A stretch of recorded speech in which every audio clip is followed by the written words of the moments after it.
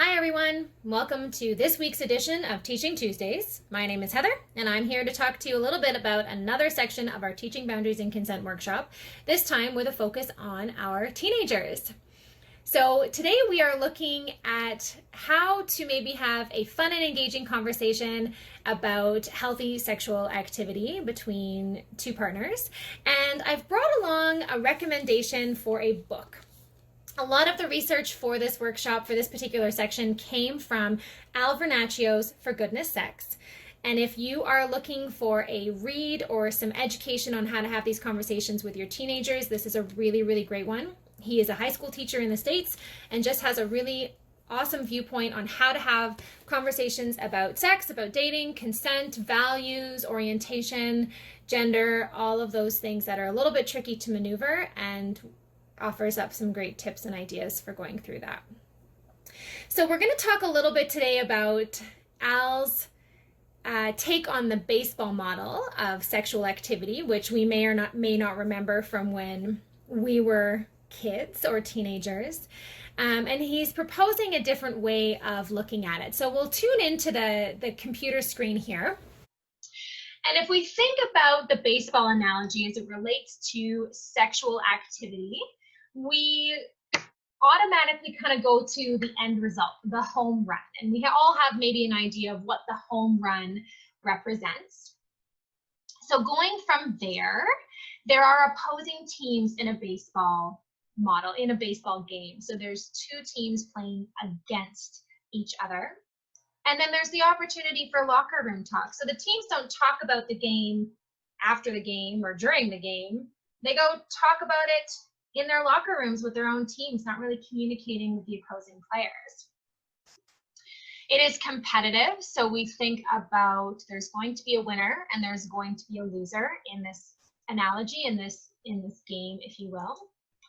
First base, second base, and third base. So we all might have our own assumptions about which of those bases or what those bases kind of mean, depending on where we grew up and the influences we have. But we all have an idea of what first, second, and third base means as it relates to sexual activity in terms of the baseball model. We've talked about the fact winners and losers. Everyone is looking to score, again, that home run. There's an end result, a kind of goal in mind. And there are rules and regulations that we need to be following. So thinking about the baseball model as it relates to sexual activity, we can kind of see a few things in there. We can kind of maybe have a little giggle about the innuendos that might be coming up into your minds. And let's change our thinking a little bit. So let's say, social distancing aside, we can all sit down and order some pizza. So going back to the screen here, let's order pizza. And the first thing we need to decide about pizza is where we are going to order from. So where are we going to order from? What kind of pizza do we all want to share? How many pizzas do we need? How many people are we feeding? How hungry are we? Does anyone want pepperoni on their pizza or veggies on their pizza? What kind of crust do we want? Thin or stuffed crust? And again, your head might be going into a million different places with this conversation too. So just kind of laugh along with me, make this conversation fun. Where are we going to eat our pizza? In the boardroom, in the kitchen? Is someone going to eat alone in their rooms? We all have choices there too. Any thoughts on pineapple? Who likes pineapple on their pizza? Or is there people out there that really don't like pineapple on their pizza? So thinking about the differences between those two models, the biggest thing that comes to mind is the pizza model is filled with questions.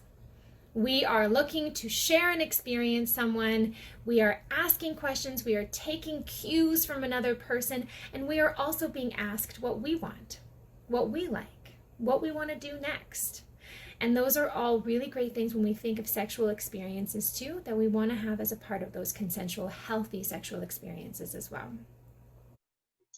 So kind of to sum up here on our screen, baseball model, it's a game and it's competitive. There's opposing teams, winners and losers, an aggressor versus a defender, and we're playing by someone else's rules. So someone else is telling us what this is supposed to look like. Home run is the only way to go.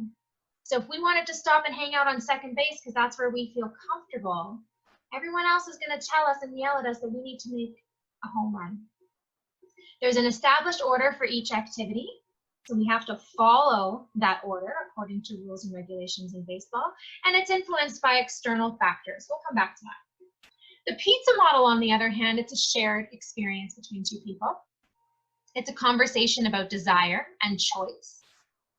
It's satisfying.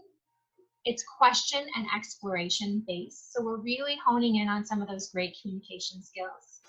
Based on equal footing. Being different is okay. If you want to hang out on second base, or if you want to eat pizza in your room by yourself, that is okay. That is acceptable. It's exploration based on readiness and influenced by internal factors. So what I mean by internal and external factors, so the example I'm thinking of as an internal motivator is I'm hungry. This tells me when I get to eat and what I would like to eat is this internal sensation of feeling hungry.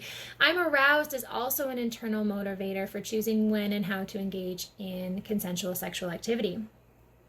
External factors in terms of the baseball model would be those rules and regulations that players are expected to follow and dictate how we interact with other players too. And then in relation to sexual activity, external factors could be maybe fitting in the crowd, pleasing our partner despite the fact that we might not be ready. So I encourage you to take some time, think about the differences between the baseball model and the pizza model. Maybe look up Al Vernaccio's book, For Goodness Sex. It changes the way we talk to teens about sexuality, values, and health. And maybe share some of this knowledge with some of your teenagers if you're feeling like you want to have a bit of a silly conversation about something that is really important to have too. So again, thanks for tuning in, and we'll see you next week. Take care.